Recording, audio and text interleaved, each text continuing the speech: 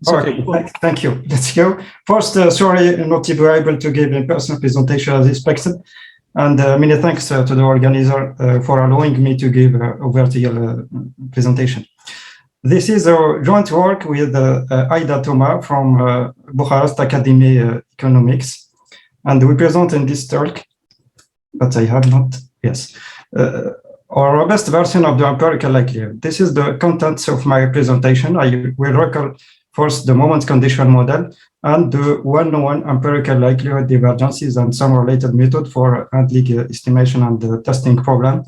Second, I will present our robust empirical likelihood, and I will end the presentation presenting some simulation results. A moment condition model, denoted here MC model, is a family of probability measures, all defined on the same Borel sigma field Rm, which satisfying Lorentz constraints. The Lorentz constraints are defined through the function g here, which is a vector valued function with L components here, and we assume that the number of components, so the number of constants, is greater than the dimension of the parameter theta. Theta here is the parameter of interest, and we assume that it belongs to some domain theta from D. We assume for the identifiability of the model that the function g1, gl, the component of g here, and the constant function 1 on Rm are linearly independent. So if we denote by M1 the set of all probability measures on this Borel sigma field, and the submodel M1 theta defined in this way as all probability measures Q satisfying all linear constants. So the model M1 that we consider here, that is called moment condition model, can be written here as the union over theta of the submodel M1 theta. Let's X1, Xn be an IID sample with a known probability measures P0, and we assume that this equation in P0, we integrate here the function g with respect to P0. We assume that the equation has unique solution, which we denote theta 0. Theta 0 here is the true unknown value of the parameter. And the problem here is to estimate this parameter from the sample X1, Xn. In the literature, there are many models which can be written under the moment condition model. And we find numerous examples in this paper. I give here a specific example that I will use in my simulation results at the end of the presentation. Consider a random variable x and denote by theta 0 the mathematical expectation of x. This is the parameter from this interest that we want to estimate. And we assume that the second moment can be expressed as a specific function h here, which it is assumed to be known. So the information about the probability distribution P0 of the random variable x can be expressed in the form of ANSI model, taking this particular function g with this component. The first component here will take this form, x minus theta, and the second one is defined in this way. And we can, with this choice of the function g, we can see that the integral of g with respect to the probability distribution P0 of x is equal to 0 only if the parameter theta is equal to the true unknown value parameter theta 0. So in this problem, for the estimation problem of this parameter theta 0 under this information can be handled in the context of moment condition model with this specific choice of the function g. There are many other examples of this model, and the choice of g is linked to the problem to solve. This problem has been intensively studied in the literature. Hansen, for estimating the parameter theta 0 in this model, in the framework of this decimal parametric model, proposed the generalized method of moment. Hansen et al. And from this introduced the continuous updating estimator. The empirical likelihood approach, which is developed by Owen and which is developed at first for constructing confidential region for domain has been investigated in the context of moment condition model by Keane and Lawless and Embers, and who introduced the empirical likelihood estimate. Kitamura and Stutzer proposed the exponential tilting estimators. All of these estimators, we will see that can be introduced on non-unified way using divergences and the functional duality technique. So I recall here the definition of divergences, sum of properties, and the functional duality technique. That phi be a convex function, or non-negative convex function defined on R, and which satisfies this condition, phi1 equals 0, and let P be any probability measures for any silent finite in user Q, absolutely continuous with respect to P. The divergence or the phi divergence between the Q and P is defined through this integral if Q is absolutely continuous with respect to P. Now, if we consider now a subset omega of finite in users and the given probability in user P, we define the divergence between P and the set of user omega by this expression as the infimum of the divergence between Q and P over Q belonging to omega.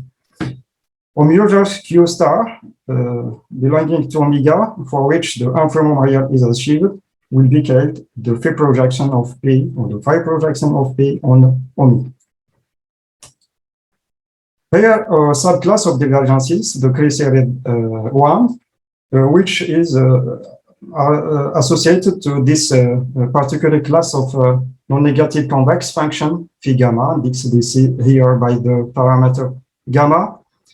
And we can see that this class of divergences contains the well-known divergences, classical divergences of Kullback-Leibler, modified Kullback-Leibler, Chi-square divergence, modified Chi-square divergence, and also the Erlanger distance one.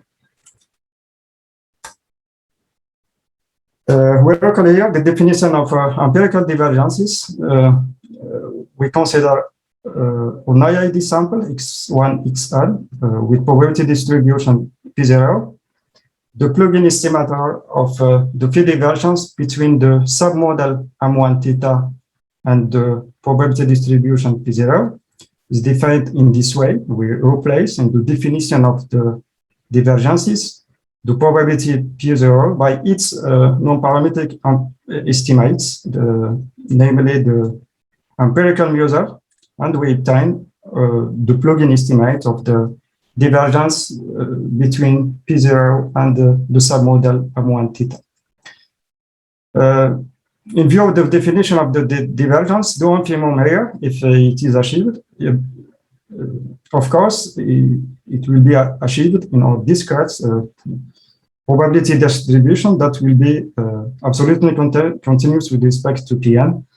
So it is natural to restrict here the infimum over the sub-ensemble here, subsets of discrete distribution with support included in the set X1 XL, and for which satisfy the linear constraints, so the integral with respect to which here is sum over the data. So the plugin estimate of the divergence can be then writes in this form as the infimum over this convex subset of Rn of this expression, and then the divergence between or the plugin estimate of the divergence between the probability P0 and the model M1, which is the union of all of this submodel over theta, can be done written as this formula. The parameter theta can be then estimated by empirical minimum divergence estimate as the value of theta that for which the infimum here is achieved.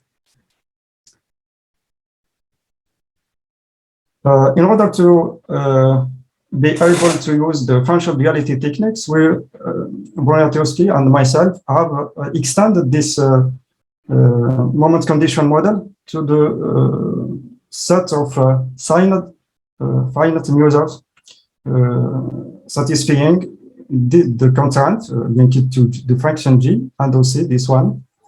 Because the functional Legendre transform is defined on vector spaces, or the probability space is not a vector space.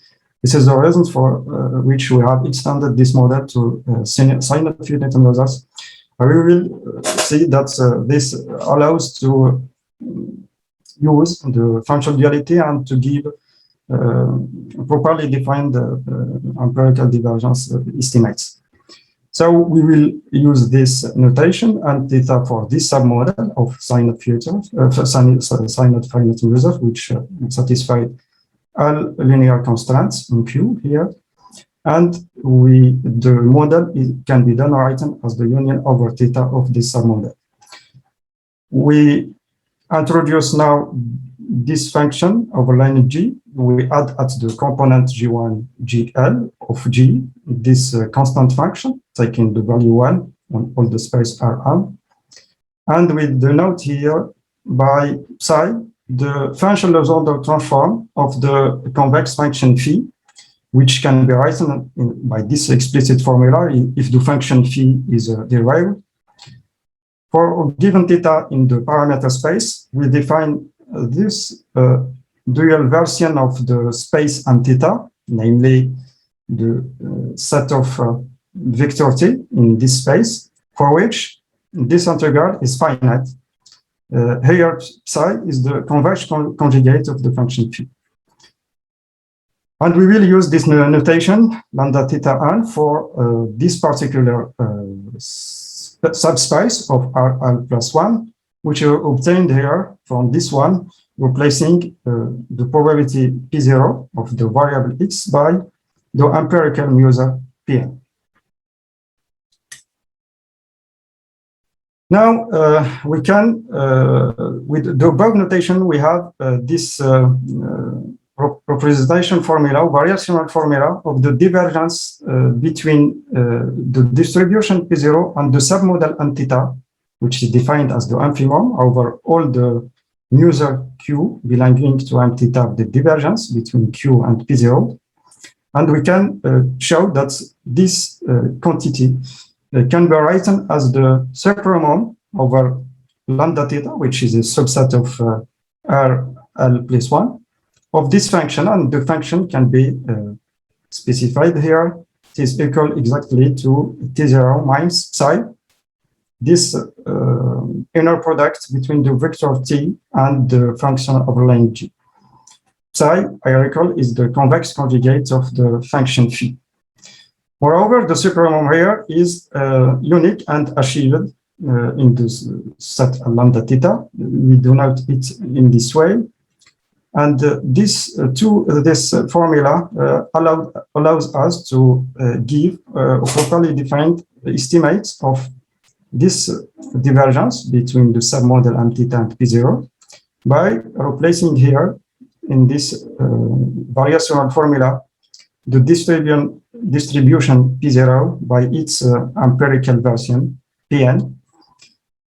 And so we have proposed these estimates using the above variational formula for both the divergence between n theta and P0 for any given value theta, for the optimum theta t, and also for the divergence between P0 and the model m, which leads also to properly defined estimates theta hat phi for the parameter theta 0, which we define as the value of theta for which the infimum here is achieved. This class of divergences, according to the choice of Jobs, we can show that it contains all the above estimates. We can say, for example, that the empirical likelihood estimates can be obtained as a special case for this particular choice of the divergence, as for the modified Kullback-Leibler divergence. In fact, if you compute here the function m for this particular choice of the divergence, we obtain this formula, and this is exactly the empirical likelihood estimate. The exponential tilting one, we can obtain it for the particular choice of the Kullback-Leibler divergences, and the continuous updating estimator is obtained for the chi-square divergences. All of these estimates, including empirical likelihood and Kullback-Leibler divergences, have the same efficiency at first order, but the empirical likelihood one is the best on higher order. Aida Thomas have studied the robustness properties of all of the phi divergence estimates. We recall the definition of the influence function, and she showed that the influence function of any of the above estimates is not bounded, and therefore all of these estimates are not robust if the function g defining the linear constants are unbounded. In fact, she showed that the influence function does not depend here in the divergence, and we can see that it is proportional to the function g which define the constant. So if g is unbounded, all of the estimates are not robust. And the subject of my talk is to give a robust version of the empirical likelihood. We focus on empirical likelihood, but because this estimate is the best one on high order efficiency. And to define the estimates, we use a similar idea as Ronchiti and Trojani, and Low and Ronchiti, who give a robust version of the GMM estimates and the exponential tilting.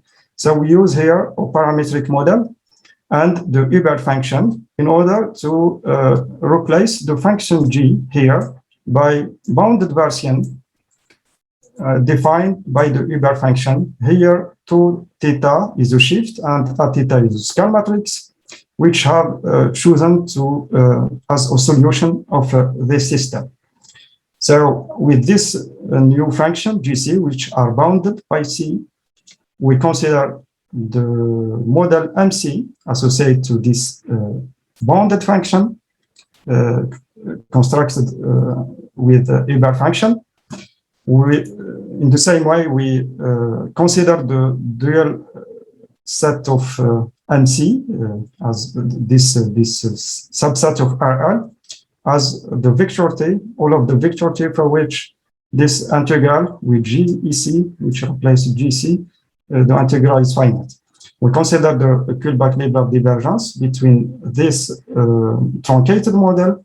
We can see that can be written with this variational formula with the function MC given here, log 1 minus the product, the inner products between T and GC.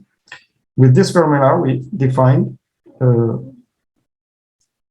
robust version or bounded estimates of both the divergences and the parameter theta. And the estimate is given here for the Kullback-Leibler, modified Kullback-Leibler divergences between the submodel and P0. Yeah. And the empirical likelihood estimates is given here. Amor, you have 5 minutes left. Yeah, I have just finished. Thank you. Okay. The robust version of the estimates are given here, and we can see the difference between this robust version and the classical empirical likelihood estimates.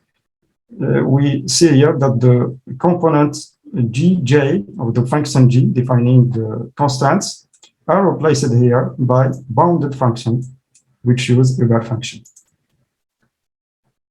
We have studied the robustness of these estimates, and we have showed that the influence function is given by this formula. We can see that the influence function at the point as the contaminating point x is proportional here to the function gc, and we can see that the influence function is bounded because the function gz is bounded by construction.